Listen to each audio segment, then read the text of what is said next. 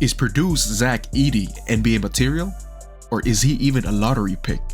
In today's video, we will be talking about Zach Edey's game, breaking his game down on what he does well and what he needs to improve on both ends of the floor. At the end of this video, I will share to you my conclusion on Edey's overall game, if it's for the NBA or not. If you haven't done so, don't forget to like this video and subscribe to my channel and turn on the notification button, as I will be making videos for you guys every week. And now, let's get to it. As we go along on this video, feel free to comment down below and share your opinion, and let's make this a conversation. Let's start with a pick and roll. We all know that the NBA is a heavy pick and roll league, and if we was in the 80s or 90s, Zach Edey, with no doubt, he would have been a lottery pick, or maybe even a first overall pick. In today's game, the pick and roll is ran in a different way as what they used to be back in the 80s or 90s. Based on what Edey has today, he's mainly a heavy roller, as majority of his points are made in the paint. Edey can finish in the paint with no problem, as he has a great skyhook and post moves to finish. He hasn't really showed any range yet on his shooting, as he could be a threat of a pick and pop situation in the league. When Edey rolls in the pick and roll, they usually have him posting up almost 80% of the time, just like in this play. In this play, we see that the guard rejects the screen and went for a dribble handoff. It would be nice to see Edey being able to hit threes on this position, as his defender sags off him. He will benefit from this situation very much in the NBA if he's able to hit threes in this position consistently. Here's another great example of Edey is able to get away with just posting up when they don't get anything off a pick and roll. You can see his size difference in the college level, where he won't be able to get away with this in the NBA. If Zach Edey wants to see success in the NBA, he may need to develop as a Draymond Green type of player when it comes to pick and roll. Draymond Green is a huge part of Golden State's pick and roll action. Green reads off pick and roll very well. Green is able to shoot off a pick and pop or find his shooters as he rolls to the basket and attracts the defense. Draymond Green is a great passer off a pick and roll. Just like in this play, it's very doable for Edey to develop this type of passing skill, as he won't be able to just post everybody up in the NBA. Green does a great job on finding the short corner man for an alley-oop. He usually gets this action a few times a game. I don't expect Edey to be moving like Draymond Green, but he can at least imitate his decision making off a pick and roll situation. Besides the short corner, Draymond Green also does a great job on finding the open man for a catch and shoot situation beyond the arc. Adding this decision making into Edey's game will only prolong his NBA career in the future. I believe Zach Edey is capable of doing these type of action in the NBA. In the NBA, they usually give you about 2 to 3 years to carve your own identity. Seeing Edey's first 3 years will be crucial on his development. Majority of the pick and roll back then was very heavy on the roller side, whereas if you compare it to today, the screening has so much tools within them. Bigs nowadays can either put the ball on the floor, hit threes, or bigs that are great passers are all over the league. Zach Edey has to guard these type of bigs such as Joel Embiid, Karl Anthony Towns, and Jokic, just to name a few. This is where he needs to step up defensively. Embiid and Jokic are able to put the ball on the floor and hit threes at the same time. For him to be able to move with these type of bigs, he's gonna have to be lighter on his feet. Therefore, he's going to have to lose weight. Losing weight is ideal for someone this big. Historically, bigs at this size have been injury prone, such as Yao Ming at 7'6" and 310 pounds, whose career got cut short due to a foot injury. Yao only played for 8 years in the NBA. Another big I can think of is Big Country Brian Reeves. Big Country only played for 6 seasons in the NBA. His career was cut short due to a back injury. Reeves was 7'1" at 300 pounds. These are great examples of bigs that had some trouble with injuries due to their weight. Playing basketball at a high level with these type of body type may hinder their basketball career in the long run. Zach Edey is currently 300 pounds at 7'4".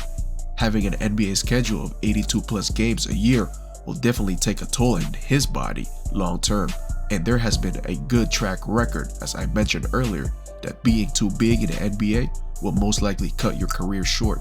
Losing weight will only benefit Zach Edey, especially defensively. He will more likely become quicker on his feet when he loses some weight.